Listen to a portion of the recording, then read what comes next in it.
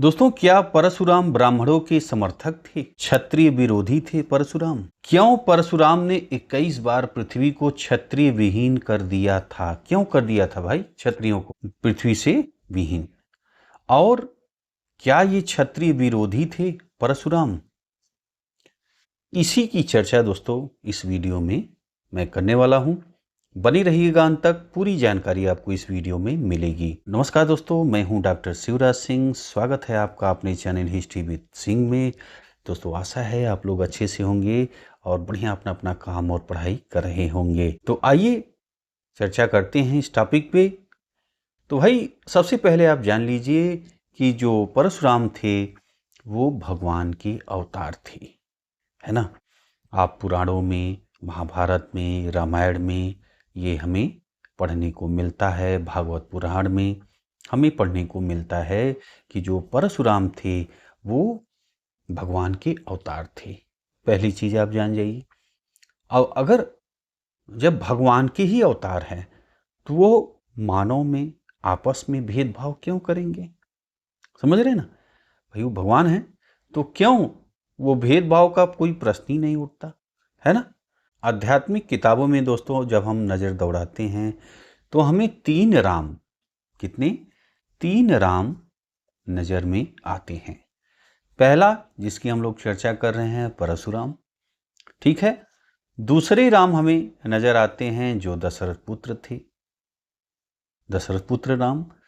तीसरे राम जो हमें दिखते हैं द्वापर युग में भगवान कृष्ण के भाई बलराम, है ना।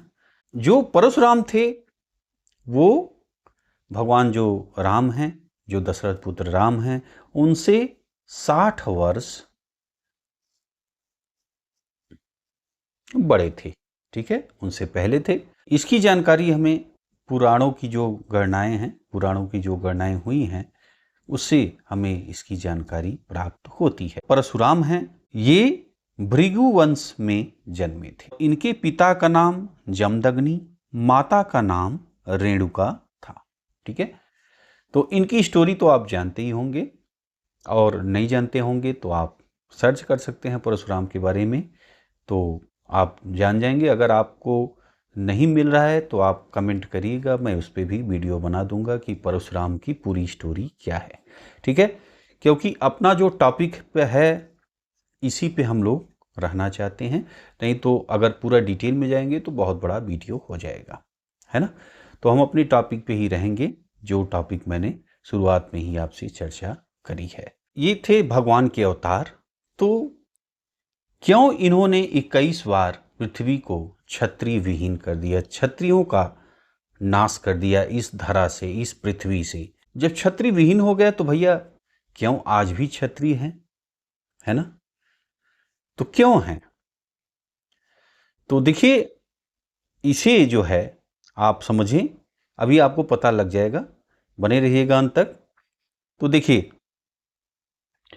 जो परशुराम थे इन्होंने पृथ्वी के भार रूप में दुष्ट क्षत्रियों को नष्ट करने के लिए भृगु पुत्र परशुराम का रूप धारण किया था, ठीक है। और एक स्टोरी है मंदोदरी, रावण से बताती है। मंदोदरी कौन है? रावण की पत्नी थी, ठीक है। तो रावण की पत्नी मंदोदरी रावण से कहती हैं, जिस समय राक्षसगण क्षत्रिय रूप में उत्पन्न होकर, ध्यान दीजिएगा, जिस समय राक्षसगण क्षत्रिय रूप से में उत्पन्न होकर पृथ्वी के भार रूप हुए, है ना, तो भाई उत्पात मचाने लगे, तब राम ने परशुराम रूप से उन्हें कई बार संग्राम में मारा और पृथ्वी जीतकर कश्यप मुनि को दे दी। पुराणों और महाभारत में हमें पढ़ने को मिलता है कि परशुराम ने 21 बार पृथ्वी से क्षत्रियों को विहीन किया। ये लाइन आपको पढ़ के लग गया कि भाई 21 बार क्षत्रियों का विनाश किया है ना। तो ये समझने की चीज है, भाषिक प्रयोग को न समझने वाले लोगों को भ्रमित कर दिया है। परशुराम ने क्षत्रियों का संहार किया, ऐसा सोचना अर्थ का अनर्थ करना है। वास्तव में शास्त्रों के अनुसार क्षत्रिय और राजा दोनों पर्यायवाची हैं, क्योंकि त्रेता युग में अथवा मनुस्मृति के अनुसार क्षत्रिय ही राजा हो सकता था। राजा होने के लिए क्षत्रिय होना अनिवार्य था। पुराणों में और महाभारत में जहाँ कहीं भी यह कहा गया कि परशुराम ने पृथ्वी को अनेक बार क्षत्रिय विहीन कर दिया, वहाँ विद्वानों को यही समझना और दूसरों को समझाना चाहिए कि भगवान परशुराम ने अवतार रूप में दुष्ट, पापी, अत्याचारी, राक्षस स्वरूप घातक राजाओं का अनेक बार संहार किया था, क्षत्रियों का नहीं। तो काल हम लोग पढ़ते हैं, जैसे आपका सतयुग है, उसके बाद त्रेता युग आता है, द्वापर आता है, फिर कलयुग। कलयुग में हम लोग रह रहे हैं। ऐसे समय को बांटा गया है, जैसा कि हम लोग देखते हैं, पढ़ते हैं। जो त्रेता युग था उसमें भगवान राम और परशुराम दोनों थे, है ना। आपने रामायण देखा होगा तो उसमें भी आप देखते हैं कि जब भगवान राम से जब धनुष टूटता है तो परशुराम बड़े क्रोधित में आते हैं, उनके बीच बातचीत होती है। पहली चीज आपने समझा कि जो राजा होते थे त्रेता युग में वो क्षत्रिय होते थे, है ना।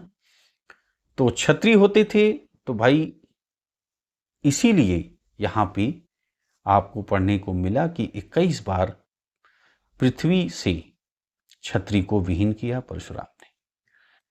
तो पूरे जो दुष्ट राजा थे उनको, उन राजाओं को का वध परशुराम ने किया है, ठीक है।